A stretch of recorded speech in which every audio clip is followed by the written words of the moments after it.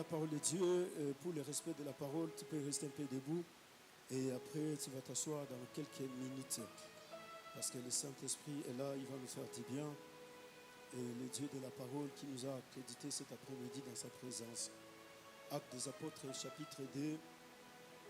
Nous allons lire la parole de Dieu dans le livre des Actes des Apôtres, chapitre 2. Nous allons lire le 22e verset jusqu'au 25e verset.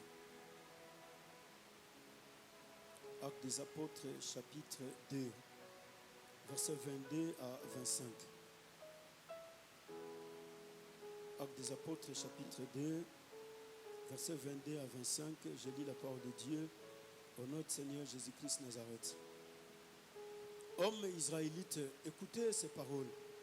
Jésus de Nazareth, cet homme à qui Dieu a rendu témoignage devant vous par les miracles, les prodiges et les signes qu'il a opérés par lui au milieu de vous. Comme vous le savez vous-même, cet homme livré selon le dessein, arrêté et selon la préscience de Dieu. Vous l'avez crucifié, vous l'avez fait mourir par la main des impies. Dieu l'a ressuscité en le délivrant des liens de la mort, parce qu'il n'était pas possible qu'il fût retenu par elle. Parole du Seigneur. Alléluia. Voilà, nous allons avancer rapidement parce que Dieu est la parole, comme il est écrit, au commencement était la parole. La parole est avec Dieu, la parole est Dieu et Dieu agit par le biais de sa parole.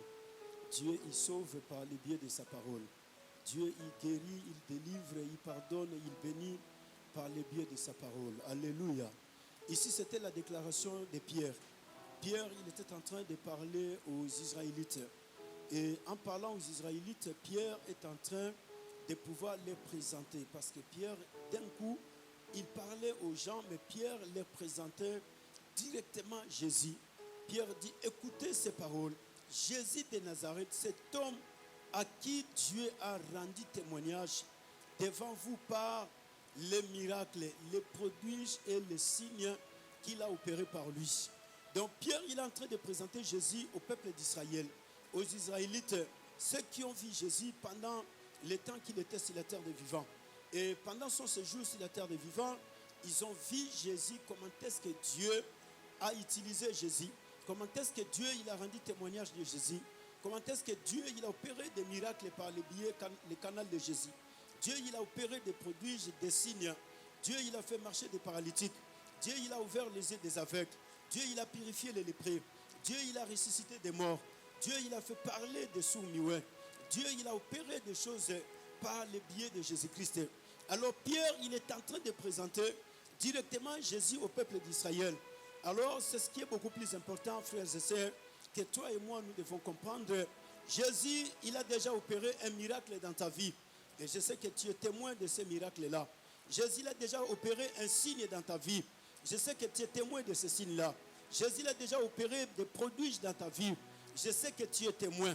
Mais la seule chose qui te manque, tu n'arrives pas à présenter Jésus dans ton entourage. Tu n'arrives pas à parler aux gens. Tu n'arrives pas à parler aux familles. Tu n'arrives pas. Pierre, il est en train de présenter Jésus au peuple d'Israël. Ce peuple qui ignorait Jésus. Mais ce peuple qui ont vécu ce que Jésus avait opéré au milieu d'eux. Alléluia. Amen. Je ne sais pas si parmi nous ici, il y a quelqu'un qui dira qu'il n'a jamais vécu un miracle de Jésus dans sa vie. Si tu es là, élève ton doigt comme ça. Et cet après-midi, Jésus va opérer un miracle pour que tu puisses continuer à parler de lui. Alors la parole de Dieu nous dit, Pierre, il va continuer. Il est en train de parler de Jésus. Il est en train de témoigner Jésus. Et Pierre, il est en train de défendre directement Jésus. Donc il dit, cet homme que Dieu a utilisé, cet homme que Dieu a rendu témoignage, cet homme que Dieu a utilisé pour opérer des miracles dans vos vies, cet homme que Dieu a utilisé pour opérer des signes et des prodiges. Et cet homme, vous le savez, qu'il est mort selon les plans divins de Dieu. Cet homme que Dieu avait prévu qu'il un jour donnerait sa vie en rançon pour le salut de l'humanité. Oui, Jésus est mort selon les plans divins de Dieu. Jésus est mort selon la préscience de Dieu. La mort de Jésus n'est pas quelque chose qui est apparu au hasard. Ce n'est pas Judas qui est la cause de la mort de Jésus. Ce n'est pas le diable qui est la cause de la mort de Jésus. Alléluia. Mais Jésus est mort parce que sa mort a été prévue depuis l'éternité.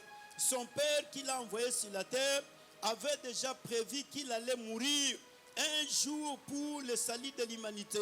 C'est pourquoi Pierre, il est en train de défendre Jésus. Il dit cet homme livré selon les desseins arrêtés et selon la préscience de Dieu. Mais Pierre, il dit aux Juifs, vous avez précipité sa mort. Alléluia. Vous l'avez livré. Vous l'avez fait tuer entre les mains des impies.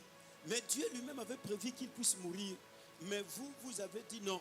Nous, on préfère tuer cet homme et nous allons garder les brigands qui est avec nous. Mais la parole de Dieu dit, cet homme dont Dieu lui-même avait déjà préparé sa mort, Dieu lui-même avait déjà prévu. Frères et sœurs, il y a des choses qui nous arrivent dans la vie et tu pourras te poser des millions de questions, mais ce sont des choses qui sont déjà dans les plans de Dieu. Ce sont des choses qui sont dans la préscience de Dieu. C'est-à-dire que Dieu, il sait que tu dois passer par ce chemin. Tu dois passer par cette épreuve. Tu dois passer par cette situation. Tu dois passer par là. Oui, parce que Dieu est en train de préparer quelque chose de beaucoup plus important pour toi. Mais Dieu te fait passer par là parce que cela est déjà arrêté depuis l'éternité. Alors c'est comme ça que l'apôtre est en train de parler au peuple d'Israël. Et cet après-midi, la parole elle est pour toi et elle est pour moi. Et vous l'avez fait mourir par la main des impies. Les Israélites, ils ont décidé de livrer Jésus entre les mains des Romains. Et Pilate même était d'avis qu'on puisse les lâcher. Mais ils ont dit non. Tuez-les et libérez les brigands qui est de l'autre côté. Alors cet après-midi, nous allons avancer et que Dieu nous fasse du bien pour la gloire de son Saint-Nom. Mais voici ce qui est beaucoup plus important. Bien que cet homme a été tué par les mains des impies, bien que Jésus est sacrifié, bien que Jésus est complètement, mon frère, ma soeur, remis entre les mains des païens, entre les mains des impies, Jésus, il est tué. Et Jésus est mort sur la croix. Et la parole de Dieu nous dit, quand Jésus est mort, les Israélites, ils étaient dans la joie. Les Romains aussi étaient dans la joie. Le diable et Satan étaient dans la joie. Les démons également étaient dans la joie. Et tout le monde des ténèbres, ils étaient dans la joie. Mais la parole de Dieu dit, Pierre va commencer à déclarer, Pierre va commencer à leur dire, cet homme que vous avez fait mourir par la main des impies, Dieu l'a ressuscité en le délivrant des liens de la mort, parce qu'il n'était pas possible qu'il fût retenu par elle. Alléluia. Dieu l'a délivré. Dieu l'a ressuscité. Écoutez, frères et sœurs, il y a des choses qui arrivent dans la vie des humains sur la terre des vivants. Les hommes dans tout âge et de toutes les générations. Les familles, les papas, les mamans, les jeunes et les enfants. Les situations arrivent dans la vie des humains. Mais il y a quelque chose de très simple à comprendre. Pierre est en train de parler à un peuple qui a vécu ce que Jésus avait fait sur la terre des vivants. Pierre est en train de parler aux hommes et aux femmes pour qui Jésus avait multiplié les pains. Pierre est en train de parler aux hommes et aux femmes qui ont vu un jour la femme de perte de sang qui a souffert pendant 12 ans. Mais Jésus l'a guéri. Mais qu'est-ce qui se passe? Pierre, il a constaté une chose. Le constat de Pierre, c'était lequel? Pierre, il a compris que les Juifs jusqu'à présent, les Israélites jusqu'à cet instant, ils ont une foi abstraite. Alléluia. Et comme ils ont une foi abstraite, la foi abstraite empêche les gens d'entrer dans la profondeur de la vie de Dieu. La foi abstraite, c'est-à-dire, c'est une foi qui ne produit rien. Alléluia. Vous savez, quand on parle des choses abstraites, non? À l'école, on vous a parlé de cela. Quelque chose qui est abstraite, c'est quelque chose qu'on ne voit pas, c'est quelque chose qu'on ne peut pas toucher. C'est abstraite. Alors, c'est ce que Pierre avait fait comme constat. Que les Juifs, ils avaient une foi qui était abstraite. C'était la foi de Marthe. C'était la foi de plusieurs dans la Bible. Marthe, et Jésus lui apparaît. Et Jésus lui dit, écoutez Marthe, tu as bien dit, si j'étais ici, Lazare ne serait pas mort. Mais je te dis que moi, je suis la résurrection et la vie. Même si la personne est morte, mais quand moi j'arrive, cette personne sera ressuscitée et il aura la vie. Mais Marthe dit quoi à Jésus? Je sais que tout ce que tu demandes au Père, le Père te le donne. Mais pour Lazare, il sera ressuscité dans la résurrection de tous les hommes. C'est-à-dire que Jésus est en train de lui parler au présent, mais Marthe, lui, il proclame la résurrection de Lazare au futur. Mais Jésus ne veut pas que Marthe parle des choses au futur. Jésus veut que lui et Marthe qui puissent conjuguer les mêmes verbes, qui puissent parler le même langage. C'est-à-dire, je suis la résurrection. Je suis, c'est au présent. Je suis la vie, c'est au présent. Mais Marthe dit, je sais, tout ce que tu demandes au Père, le Père te le donne. Mais pour mon frère, il sera ressuscité. Marthe conjugue le verbe au futur. Alors la foi de Marthe, c'était une foi abstraite. C'est une foi qui ne peut pas produire un miracle. Une foi qui ne peut rien faire. C'est pourquoi Pierre, constatant ces choses, il va commencer à les parler. Le Jésus que les Romains ont tué sur la croix, le Jésus que vous avez cru, qu'il resterait sous la tombe, le Jésus que vous croyez, qui s'est fait lui-même fils de Dieu, Jésus que vous croyez, qu'il était un protagoniste, mais c'est Jésus-là dont vous avez accepté qu'il soit enterré, dont vous avez accepté qu'on puisse encercler son sépulcre. Vous avez demandé toute une armée, on vous a donné les militaires et des armes. Ils ont encerclé le sépulcre de Jésus. Mais cet homme-là, Dieu l'a ressuscité. Cet homme-là, Dieu l'a fait revenir à la vie. Cet homme-là n'est pas resté sous la tombe. C'est pourquoi, frères et sœurs, il y a des choses qui se passent dans la vie des hommes sur la terre des vivants. Mais la parole de Dieu fait que nous puissions quitter la foi abstraite, que nous entrons dans la foi qui est la foi authentique, que nous entrons dans la foi qui est la foi active. Parce que quand la foi reste dans la dimension abstraite, la foi ne produit rien. C'est pourquoi tu vois, il y avait la lutte entre Jésus et Marthe. Mais il fallait une autre personne à côté. Et l'autre personne, c'est celle qui avait la foi active. Celle qui avait la foi active s'appelle Marie. Mais parce que Jésus, son problème c'était Marthe. Alléluia. Le problème de Jésus n'était pas Marie. Le problème de Jésus c'était Marthe. Et Jésus va jusqu'au bout. Ils arrivent devant la tombe de Lazare. Jésus regarde Marthe. Ne t'ai-je pas dit, si tu crois, tu verras la gloire de Dieu. Alors, qu'est-ce que tu dois faire? Ôte la pierre. Jésus envoie Marthe, parce que la foi de Marthe n'arrivait pas là où Jésus voulait que sa foi puisse arriver. La foi de Marthe n'atteignait pas le niveau que Jésus voulait que cette foi puisse atteindre. C'est ce qui se passe avec l'église d'aujourd'hui. La foi de plusieurs hommes et de femmes de Dieu, la foi de plusieurs fils et filles de Dieu n'atteint pas le niveau que Jésus est en train d'espérer que cette foi puisse atteindre. Mais écoutez, le problème c'est quoi? Le problème parce que le diable te fait présenter des choses qui sont matérielles. Le diable te présente les choses physiques. Maintenant, Dieu il te présente des choses qui sont spirituelles. Physiquement, avec les deux yeux, on ne les voit pas. Alléluia. Ce sont des choses immatérielles. Mais ces choses immatérielles doivent être matérialisées. Pour que cela puisse se matérialiser, il faut une foi qui est active. Ce n'est plus une foi abstraite qui doit entrer en action. Alors, Marthe ne voyait pas la résurrection de Lazare. Marthe, pour elle, Lazare est mort et 4 jours enterré, il est en train déjà de pourrir. Alors, selon la science, 4 jours après, la personne qui est déjà enterrée, donc on ne peut plus rien récupérer. Alléluia. Mais la parole de Dieu continue à nous dire, l'apôtre dit ceci, Dieu l'a ressuscité en le délivrant des liens de la mort parce qu'il n'était pas possible qu'il fût retenu par elle. Voilà notre sous-thème de cet après-midi. Parce qu'il n'est pas possible qu'il fût retenu par elle. Donc notre thème de cet après-midi, il n'est pas possible que le diable retienne ta vie. Alléluia. Il n'est pas possible que Satan retienne ta vie. Il n'est pas possible que la mort retienne ta vie. Il n'est pas possible que la maladie retienne ta vie. Il n'est pas possible, frères et sœurs, que la malédiction retienne ta vie. Il n'est pas possible. Pourquoi? Parce que la parole de Dieu nous dit, Dieu l'a délivré, Dieu l'a ressuscité.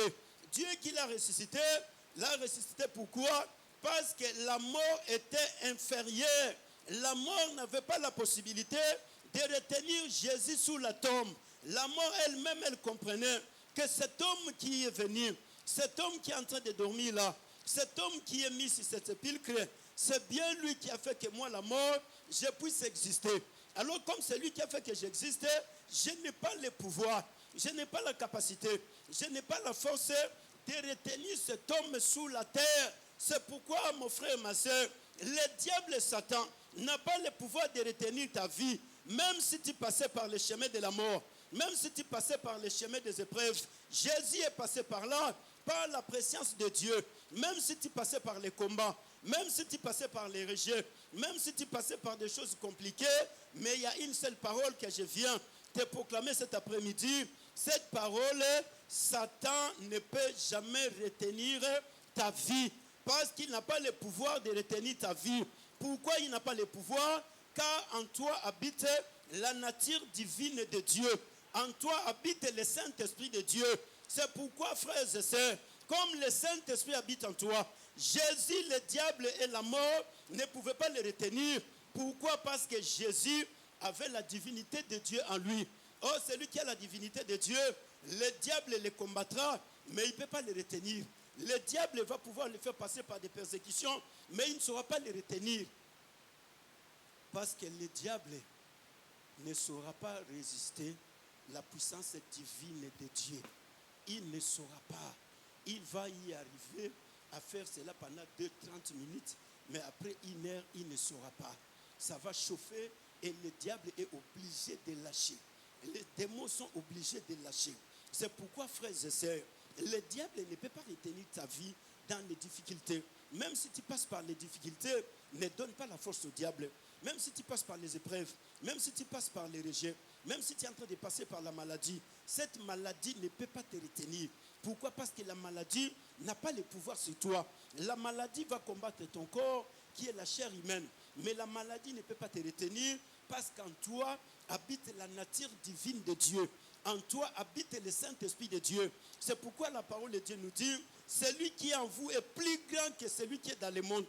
Celui qui habite en moi, frère, il est plus grand que Satan qui est dans le monde. Celui qui habite en toi, la nature divine de Dieu qui habite en toi s'appelle le Saint-Esprit de Dieu. Le Saint-Esprit qui habite en toi, le diable ne peut pas le retenir. Le Saint-Esprit qui habite dans la vie des fils et des filles de Dieu, Satan, le diable, ne peut pas le retenir. Raison pour laquelle, ce jour-là, la mort a commencé à trembler. La mort a commencé à chercher des voies et moyens. La mort s'est dit non. Toi, la terre, moi, je te dis, moi, je ne saurais pas garder cet homme. Alors, si toi, tu vas le garder, je sais que tu n'y vas pas y arriver. Et comme toi et moi, nous n'allons pas y arriver, qu'est-ce que nous allons faire? Nous allons laisser cet homme. Nous allons le libérer pour qu'enfin que cet homme revienne en vie. Oui, frères et sœurs, la maladie ne peut pas te retenir, mais la maladie viendra. Le blocage ne peut pas te retenir, mais le blocage va y arriver. La sorcellerie ne peut pas te retenir, mais la sorcellerie va te combattre. La magie, tant d'autres choses, rien de tout cela ne peut retenir ta vie. Alléluia. Rien de tout cela ne peut retenir ta vie. Je répète, le diable, les démons, la sorcellerie, les sorciers, qui que ce soit, personne ne peut retenir ta vie. Personne ne peut retenir ta vie.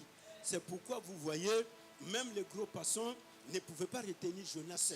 Après 3 jours, il était obligé de vomir Jonas. Parce que s'il dépassait les 3 jours, les gros poissons allaient mourir, mais Jonas allait nager au-dessus des eaux. Mais lui, il allait être englouti par les eaux. Parce que Jonas portait en lui la nature de Dieu.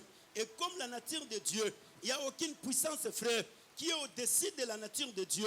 Il n'y a aucune force spirituelle, ni Satan lui-même, ni les démons, ni les sorciers, ni les magiciens, ni les occultistes, ni les charlatans. Personne n'est au-dessus de la puissance divine de Dieu. C'est pourquoi vous voyez, même s'ils venaient attaquer, même s'ils combattaient, mais la finalité, ils savent qu'il est difficile de retenir la vie de cet homme. Il est difficile de retenir la vie de cette femme. Nous les combattons, mais à la fin, nous allons lâcher. Parce que quand la nature divine de Dieu va commencer à nous secouer, nous n'allons pas y résister. Alléluia. C'est pourquoi vous voyez, tous les hommes et toutes les femmes de Dieu, fils et filles de Dieu, ils passent par des persécutions, ils passent par des combats, ils passent par des tribulations. ils passent par des épreuves, ils passent par des situations compliquées, mais aucune d'elles ne peut retenir la vie des hommes et des femmes de Dieu, la vie des fils et des filles de Dieu. Retenir, cela veut dire prendre en possession et garder la vie de cette personne sous leur autorité. Non, cela ne se fera jamais. Satan ne gardera pas l'église sous son autorité. C'est pourquoi même l'église évangélique de la foi authentique, vous voyez de multiples façons. Satan, il combat l'église avec ses démons et ses agents, mais il n'a pas la capacité de retenir l'église. C'est pourquoi l'église continue la mission aujourd'hui. Parce que l'église rapporte la nature divine de Dieu. L'église en elle a la nature de Dieu. L'église en elle a la gloire de Dieu. C'est pourquoi Satan peut se liguer avec tous les sorciers, oui, de cette ville, les sorciers de tous les quatre coins du monde entier, pour combattre l'église. Mais Satan ne saura pas retenir l'église sous son pouvoir et son autorité. Il ne saura pas. Il va combattre pour empêcher la croissance spirituelle. Il va combattre pour empêcher la croissance numérique, mais il ne saura pas retenir l'église, frère. Parce que la nature divine de Dieu qui agit à l'église, Satan ne peut pas le supporter. Alléluia. Les sorciers ne peuvent pas le supporter. C'est pourquoi il y a des fois, ils se posent des questions. Mais qu'est-ce qui se passe? Ça fait des années que nous cherchons l'échec de cette église. Ça fait des années que nous cherchons l'échec de cet homme. Ça fait des années que nous voulons le détruire. Mais pourquoi nous n'arrivons pas à faire cela? C'est parce qu'il y a la nature divine de Dieu qui habite en moi. Il y a la nature divine de Dieu qui habite en toi. Il y a la nature divine de Dieu qui agit à l'église, qui habite à l'église. C'est pourquoi, frères et sœurs, toutes les tentatives du diable échouent toujours. C'est pourquoi, frères et sœurs, tous qui font comme coalition, ils échouent toujours. Pourquoi? Parce qu'il y a la nature divine de Dieu qui agit à l'église. Raison pour laquelle, cet après-midi, je viens te dire que le diable ne saura pas te retenir sous son autorité. Satan et tous ses démons. Même si la préfecture refusait de te donner les papiers, mais la préfecture ne saura pas te retenir.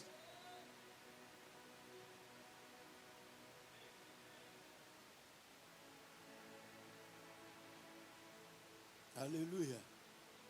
Même si les gens refusaient, mais la seule chose que je viens te rassurer, personne sur la terre des vivants ne saura te retenir. Parce que en toi, il y a la nature divine de Dieu. Et cette nature divine fait que personne ne peut pouvoir empêcher cette nature divine de Dieu de pouvoir agir. Et la deuxième raison pour laquelle Satan ne peut pas te retenir, parce que tu vis sous la promesse de Dieu sur la terre des vivants. L'église vit sous la promesse de Dieu. Moi, je vis sous la promesse de Dieu. Toi, tu vis sous la promesse de Dieu. Jésus est mort par la promesse de Dieu. Jésus n'est pas mort de lui-même. Jésus est mort parce que Dieu avait déjà promis. Raison pour laquelle lui-même marchant sur la terre des vivants, il regarda Pierre, il regarde Jean, il dit, je mourrai. 3 jours après, je ressusciterai. Pierre dit, mais tiens, qu'est-ce qui va se passer? Jésus leur rassure, je vais mourir, Pierre, mais je ne resterai pas sous la tombe. 3 jours après, je vais revenir en vie. Pierre dit, non, non, non, non, cela ne va pas t'arriver. Alléluia. Parce que nous allons tout faire pour empêcher la mort, que la mort ne puisse pas t'atteindre. Jésus va continuer à parler avec joie. Jésus va continuer à parler avec beaucoup de sympathie. Jésus dit, écoutez mes amis, je mourrai. 3 jours après, je ressusciterai. Pourquoi Jésus proclamait cette parole? Parce que Jésus savait que sur la terre des vivants, Jésus vivait sous la promesse de Dieu. C'est pourquoi, frères et sœurs, tout homme et toute femme qui vit sous la promesse de Dieu sur la terre des vivants, le diable va les combattre. Le diable, il va tout faire. Le diable, il va créer des problèmes. Le diable, il va créer des situations. Mais la seule chose que le diable ne saura pas faire, c'est de retenir la vie de cette personne. C'est pourquoi quand Daniel est jeté dans la fosse au lion, les rois étaient inquiets. Les rois pour lui savaient que les lions, ils vont broyer Daniel. Mais les rois ne savaient pas que Daniel est jeté dans la fosse au lion par la promesse de Dieu. C'est Dieu lui-même qui permet que Daniel aille dans la fosse au lion. Pourquoi? Parce que Dieu veut démontrer sa puissance aux Babyloniens. Dieu veut démontrer que je suis plus que tous les dieux de Babylone. Je suis plus que toutes les divinités de Babylone. Et comme Dieu veut démontrer cela, Daniel va dans la fosse au lion. Frères et sœurs, Dieu veut démontrer sa puissance à ta famille. Dieu veut démontrer sa puissance dans cette nation. Dieu veut démontrer sa puissance aux hommes et aux femmes qui ne croient pas en Dieu. Mais Dieu va les démontrer par les situations que tu es en train de traverser. Dieu va les démontrer. Alléluia.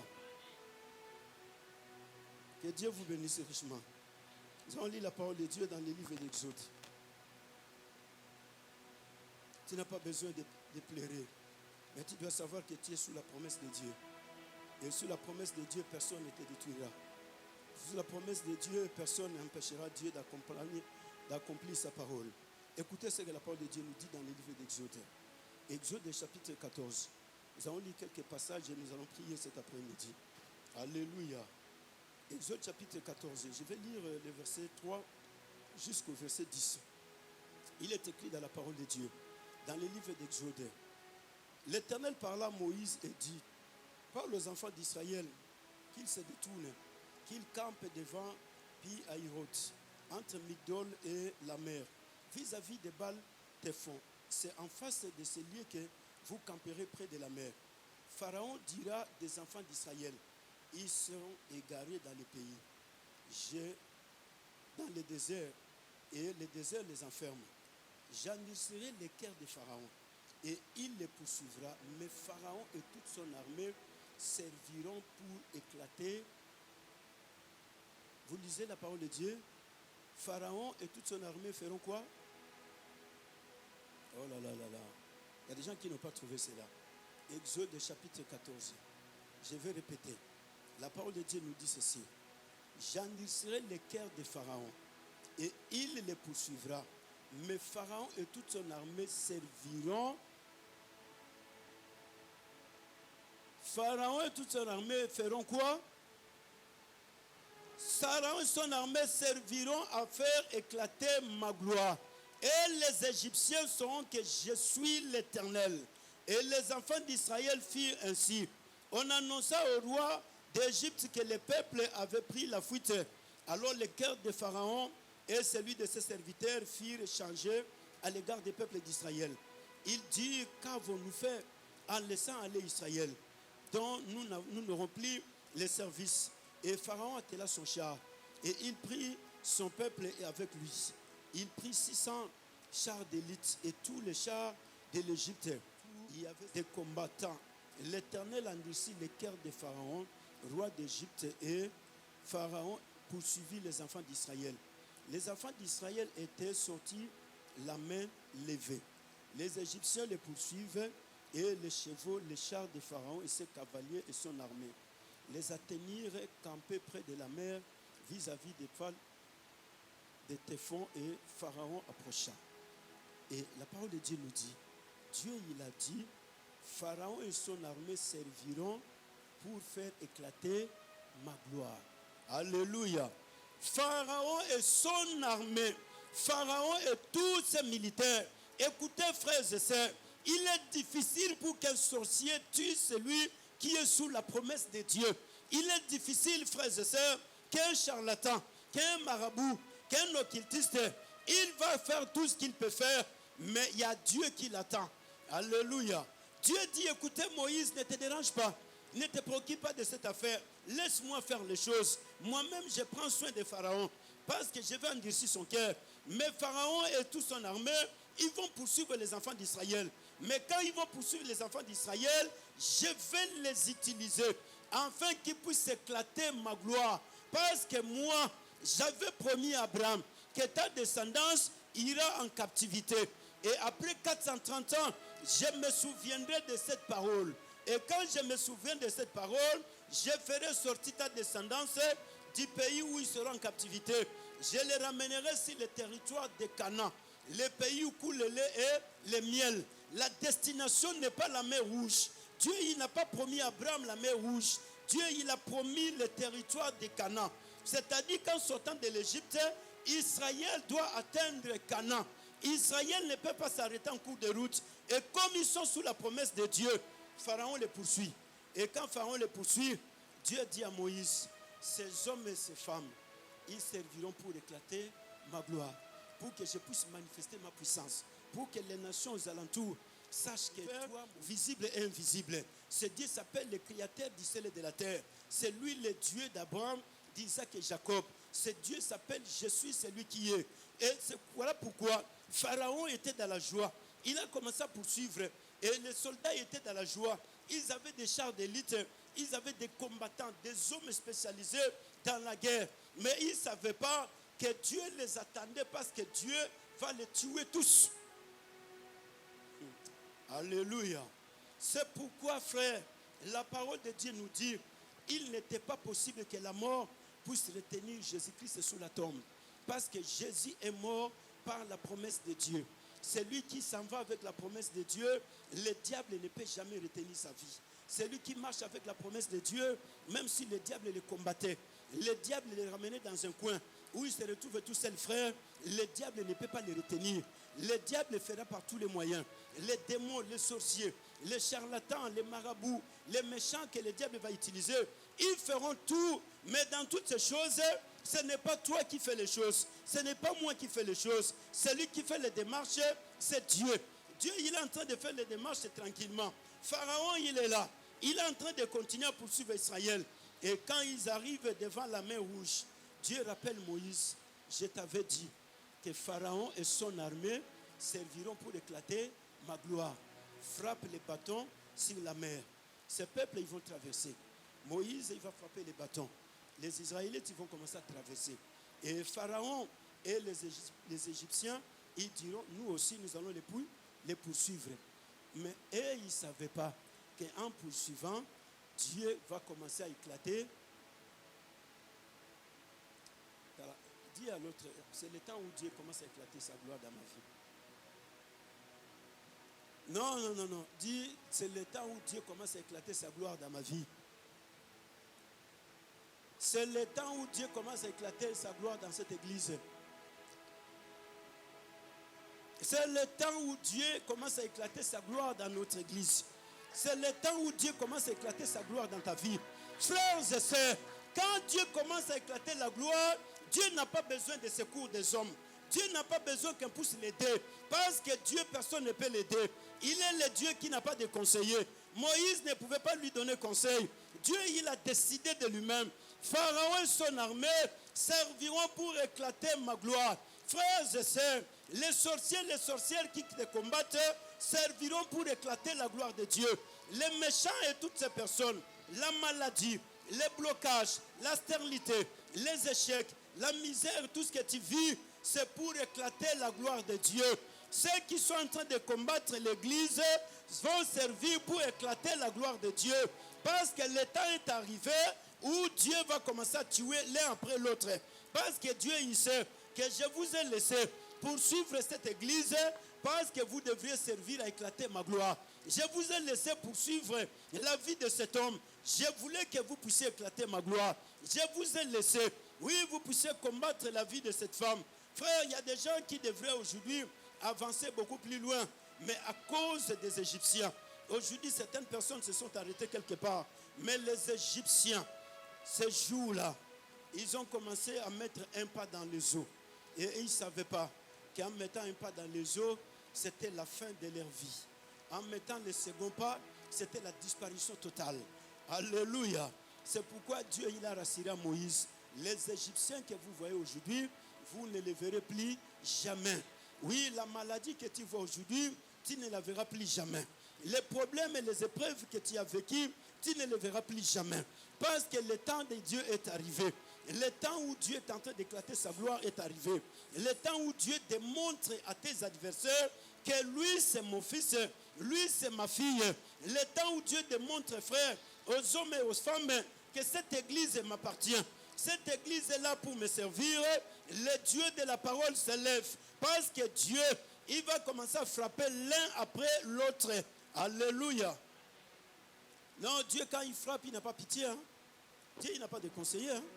Personne ne lui dira, Dieu, pourquoi tu es en train de faire ceci? Non, frère. Là, c'est Dieu lui-même qui a pris la décision. Parce que Dieu, il sait que non, longtemps, je vous ai laissé. Vous avez poursuivi cet homme. Vous avez poursuivi cette femme. Vous avez poursuivi sa vie. Vous l'avez maltraité. Vous l'avez fait tout ce que vous aviez fait. Mais maintenant, c'est moi, Dieu, qui entre en action. Maintenant, c'est moi qui fais le travail. Alors, vous n'avez plus lutter avec lui, mais vous allez lutter avec moi. Maintenant, qui lutte avec Dieu? Alléluia. Il n'est pas possible que le diable retienne ta vie. Non, dis, il n'est pas possible que Satan retienne ma vie. Il n'est pas possible que Satan retienne ma vie. Non, je crois que tu es allé par là à haute voix. Gisèle, tu peux parler à haute voix? Tu vois? Jonathan, est-ce que tu peux parler à haute voix? Alléluia. Il n'est pas possible que Satan retienne ma vie. Le Dieu qui a délivré Jésus-Christ de la mort, c'est le même Dieu qui a délivré Israël de la main des Égyptiens. Le Dieu qui a délivré Jésus-Christ de la mort et des liens de la mort, c'est le même Dieu qui va te délivrer cet après-midi. C'est le même Dieu qui délivre cette église, frère, du diable, Satan et de tous ces démons, de tous ceux qui sont en train de faire des conspirations. C'est le même Dieu. Dieu, il a ressuscité Jésus-Christ et il a délivré des liens de la mort. Jésus ne pouvait pas rester sous la tombe parce que sa place n'était pas sous la tombe. Tu ne peux pas rester dans les liens de la maladie parce que ta place n'est pas dans la maladie. Ta place n'est pas dans les échecs. Ta place n'est pas dans la stérilité. Ta place n'est pas dans les manquements. Ta place n'est pas dans les combats. C'était pour un moment que tu es passé par là, mais ta place est dans la gloire de Dieu. Ta place est dans la résurrection. Ta place est dans la puissance de Dieu. Ta place est que tu vives la force de Dieu. La France ne peut pas te retenir, même s'il disait que tu n'auras pas de papiers. Mais comme tu es en France sous la promesse de Dieu, la France finira par te donner des papiers. Alléluia. La France ne peut pas te retenir. Non, dis à la France, vous n'allez pas me retenir. Moi, je suis ici par la promesse de Dieu. Et comme je suis là par la promesse de Dieu, même si vous refusez de me donner les papiers, Dieu fera par tous les moyens qu'il puisse me donner les papiers dans ce pays. Tout le monde a refusé que Joseph ne peut pas y arriver au trône. Mais Dieu, il a créé une circonstance. Frère, c'est lui qui est sur la promesse de Dieu. Dieu cherche par tous les moyens. Dieu, il crée des circonstances. Dieu, il crée toujours des occasions. Parce que Dieu, il sait qu'il y a quelqu'un qui ne peut pas être retenu par la prison. La prison ne peut pas retenir Joseph. La prison ne peut pas garder Joseph. Mais comme Joseph n'a pas d'avocat pour le défendre dans ce pays, je dois faire quoi? Je dois créer une circonstance. Parce que Joseph, sa place n'est pas dans la prison. La place de Joseph, je lui ai promis le gouvernement. Je lui ai promis qu'il doit gouverner. Mais il ne va pas gouverner dans la prison. Il doit gouverner la nation. Et comme il doit gouverner la nation, Dieu va voir Pharaon. Écoutez, Pharaon, voici les songes. Mais toi, tu n'as pas l'interprétation. Et tes hommes aussi n'ont pas l'interprétation. Mais il y a un petit qui est en prison. C'est à lui que j'ai donné l'interprétation. Il faut que tu ailles chercher ce petit. Et Pharaon était là. Tous les intendants de l'Égypte, tous les satrapes, tous les magiciens, ils sont venus. Pharaon leur dira, vous allez m'expliquer les songes et vous allez me donner l'interprétation des songes. Ils ont dit à Pharaon, ce que tu demandes est difficile. Ça ne peut pas se faire. Quand tu as fait ton rêve, nous, on n'était pas là. D'abord, on va commencer par t'expliquer les rêves et après, on va donner l'interprétation. Mais c'était depuis quand? Alléluia.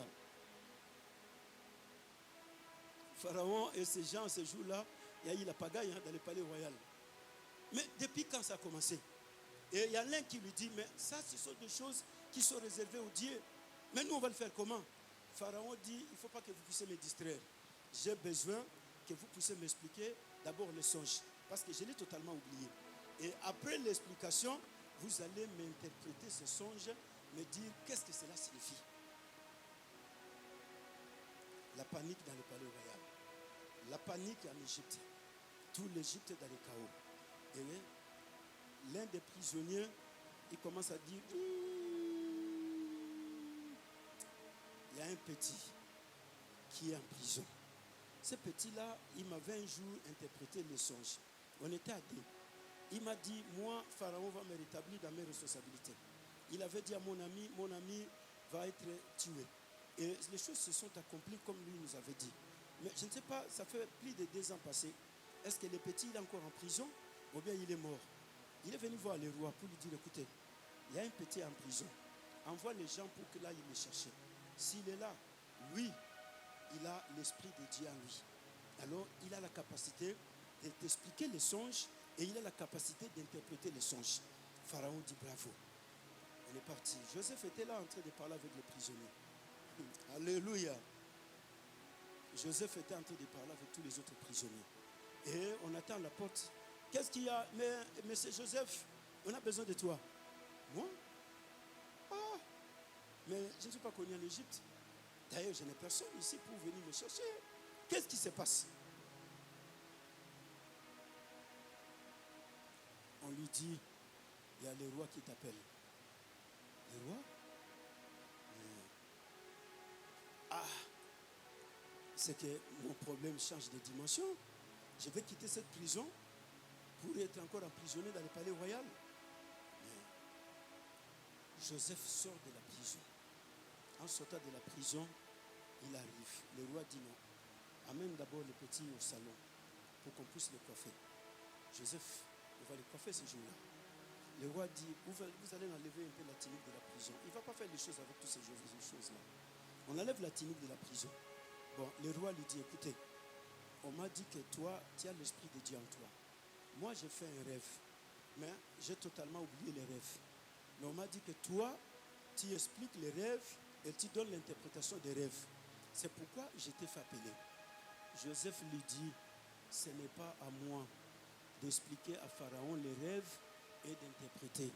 Mais il y a un Dieu dans les cieux. Il y a un Dieu dans les cieux. Il y a un Dieu dans...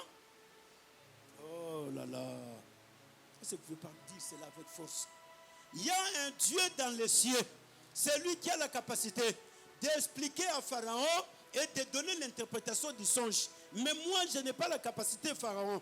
Mais il y a le Dieu d'Abraham, il y a le Dieu d'Isaac, il y a le Dieu de Jacob. Alors, Pharaon, sois calme. Et Dieu va commencer à expliquer à Joseph le songe.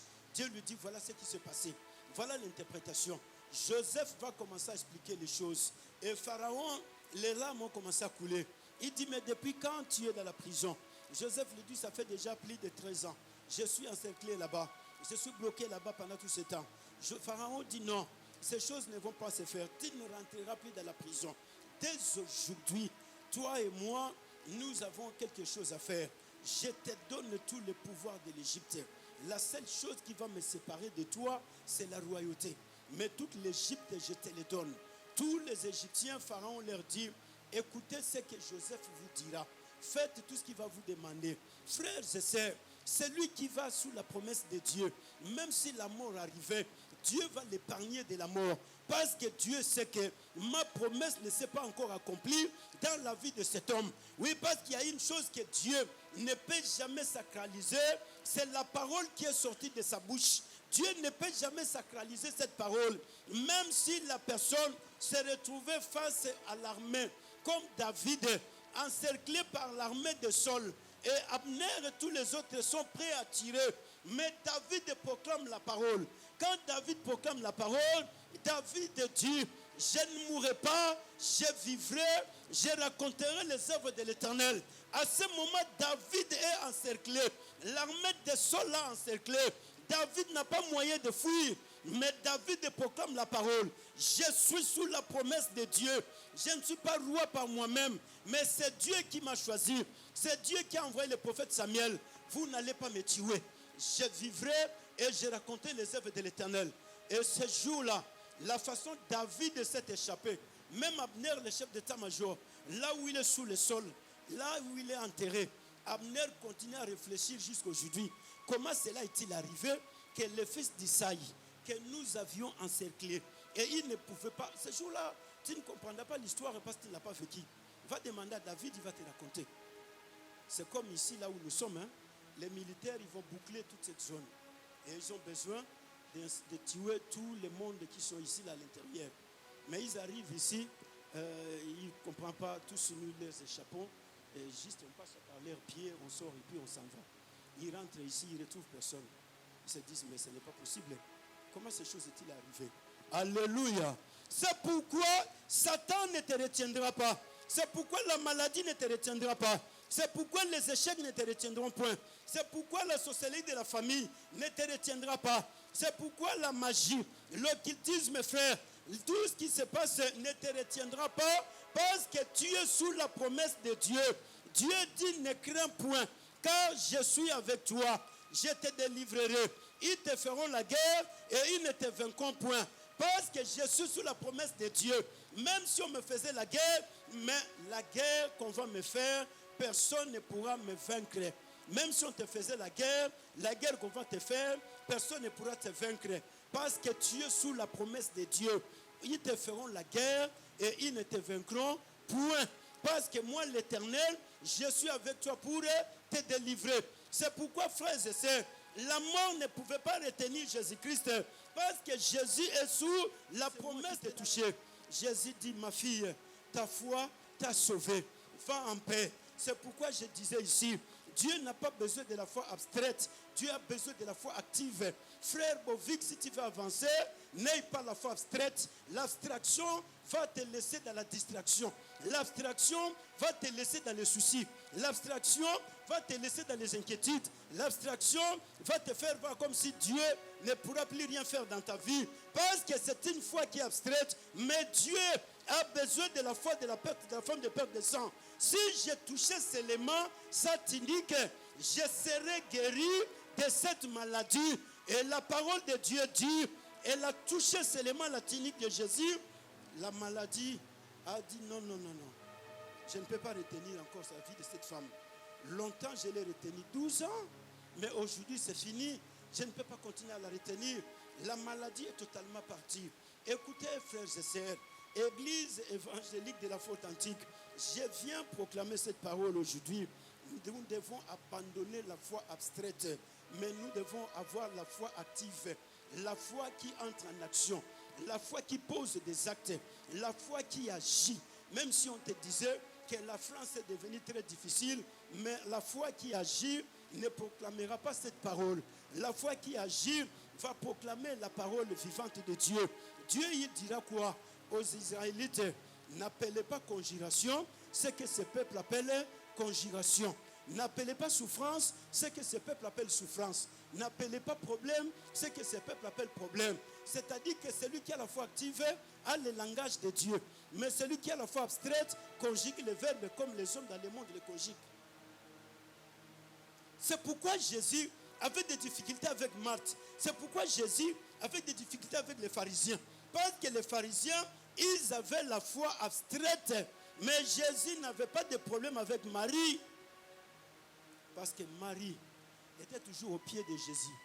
Elle écoutait la parole de Dieu. Et Jésus lui dit, ce que tu as reçu, personne ne pourra te le ôter. Mais les gens peuvent ôter l'argent. Les gens peuvent ôter les habits. Les gens peuvent ôter tout ce qu'il y a. Mais sauf la parole vivante. La foi qui est en nous. Personne ne peut enlever cette foi. Alléluia. Voilà le temps de Dieu est arrivé pour toi. Personne ne va encore retenir ta vie. Mets-toi debout cet après-midi. J'ai dit, personne ne va retenir ta vie. Personne ne va retenir cette église. Cette église va avancer. C'est notre église. Dieu nous a donné l'église pour héritage. Notre église va avancer. Alléluia. Dans cette ville, nous sommes venus par la promesse à Aubervilliers. Nous sommes là par la promesse de Dieu. J'ai dit, le diable n'a pas la capacité de retenir l'église. Le diable n'a pas la capacité de retenir ta vie. Le même Dieu qui a ressuscité Jésus-Christ d'entre les morts, c'est le même Dieu qui va te ressusciter et qui va te délivrer aujourd'hui. Le même Dieu qui a ressuscité Jésus-Christ d'entre les morts, qui l'a délivré, c'est le même Dieu qui ressuscite l'église. C'est le même Dieu qui délivre l'église. Là où l'église était attaquée de gauche à droite, mais Dieu va délivrer l'église. Alléluia. L'église doit s'épanouir. Amen. L'église va avancer. Personne ne va retenir l'église. L'église va croître. Personne ne va empêcher.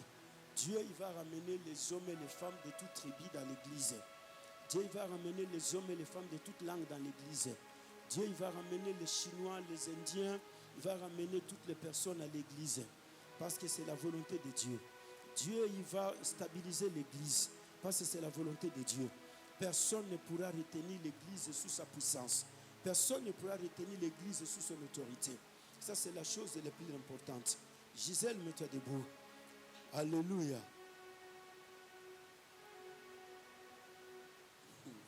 Amen.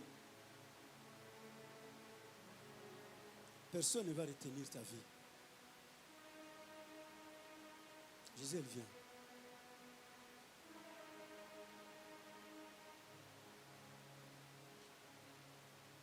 Élève tes mains.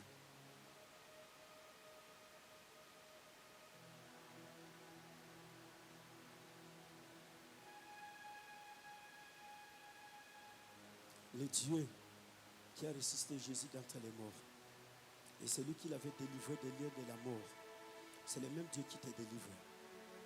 Dieu te délivre aujourd'hui. Gisèle, il y a des choses qui se passent. Mais ces choses-là, Dieu a voulu que tu puisses passer par là. Mais c'est pour que Dieu démontre sa gloire dans ta famille. Parce que Dieu a choisi des hommes et des femmes dans ta famille. Mais la personne que Dieu a appelée et qui doit ramener la gloire de Dieu dans ta famille, c'est toi. Mais il y a des combats que tu as traversés et que tu continues à traverser jusqu'aujourd'hui. Il y a des fois tu te poses des questions. Pourquoi seulement moi? Il y a des fois tu pleures en dedans de toi. Tu te poses des questions. Pourquoi ça doit venir à moi? Mais cet après-midi, Dieu est venu essuyer tes larmes. Et Dieu est venu pour te délivrer de toutes ces forces spirituelles. Parce que Dieu va utiliser ta bouche. Dieu va utiliser ton corps. Dieu va faire un travail avec toi dans ce pays et dans la famille, là où tu es né. Mais la personne qui te combat, Dieu va le faire asseoir par terre. Moi, Gisèle, aujourd'hui, je te confie ma vie dans le nom puissant de Jésus-Christ. Toi, Satan, longtemps tu m'as combattu, mais aujourd'hui, tu ne vas plus combattre ma vie. C'est fini. Dans le nom puissant de Jésus-Christ Nazareth, avec tous tes agents qui se sont élevés et qui m'ont combattu pendant toutes ces années, mais aujourd'hui, je suis délivré dans le nom puissant de Jésus-Christ Nazareth. Je suis délivré dans le nom puissant de Jésus-Christ. Aucune puissance spirituelle de la famille de mon père, aucune puissance spirituelle de la famille de ma mère ne va retenir ma vie, parce que Jésus-Christ habite à moi dans toute sa puissance et dans toute sa gloire. Aujourd'hui, moi, Gisèle, je le déclare haut et fort, je suis délivré, je suis libéré dans le nom puissant de Jésus-Christ. Tout esprit de mort dans ma vie, tu es chassé complètement. Au nom puissant de Jésus-Christ, reste tranquille. Et le Saint-Esprit fait le travail en toi. Aujourd'hui, je te déclare libéré de tout esprit de mort dans le nom puissant de Jésus-Christ. Aujourd'hui, je te déclare libéré de tous les pactes qui ont été signés contre ta vie. Dans le nom puissant de Jésus-Christ Nazareth, toutes les alliances sataniques, démoniaques, familiales, qui ont été contractées contre ta vie, je te déclare libéré de toutes ces alliances. Je te déclare libre maintenant. Dans le nom puissant de Jésus-Christ Nazareth, personne ne mettra plus sa main sur toi, parce que toi, tu es là. Dans le nom puissant de Jésus-Christ Nazareth, sois libéré maintenant. Vis la liberté de Jésus. Au nom puissant de Jésus-Christ, j'ai ainsi prié. Jésus te délivre cet après-midi. Non, aucune puissance spirituelle qui va encore retenir ta vie. Aucune puissance spirituelle qui va encore retenir ta vie. Satan ne va plus retenir ta vie. Les démons ne vont plus retenir ta vie. La maladie ne va plus retenir ta vie. La sorcellerie ne va plus retenir ta vie. Je le déclare dans le nom puissant de Jésus-Christ Nazareth. Élève tes mains, je veux prier pour toi.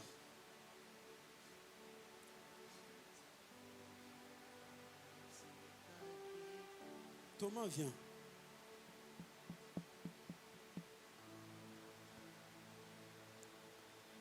Au sang de Jésus-Christ Nazareth, qui est notre unique Seigneur et Sauveur. Élève tes mains. Élève tes mains et je vais prier pour toi. Thomas, tu peux rentrer. Retourne à ta place. Rentre à ta place. Jésus est là, il est en train de faire son travail dans ton corps. Et le Dieu de la parole, il est là, il est en train d'accomplir son œuvre dans ton corps. Dans le nom puissant de Jésus-Christ Nazareth. Élève tes mains, je vais prier pour toi. Dans le nom puissant de Jésus-Christ Nazareth. Oui, parce que le Dieu grand et redoutable est vivant.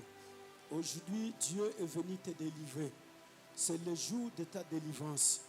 C'est le jour de ta délivrance. C'est le jour de ta délivrance.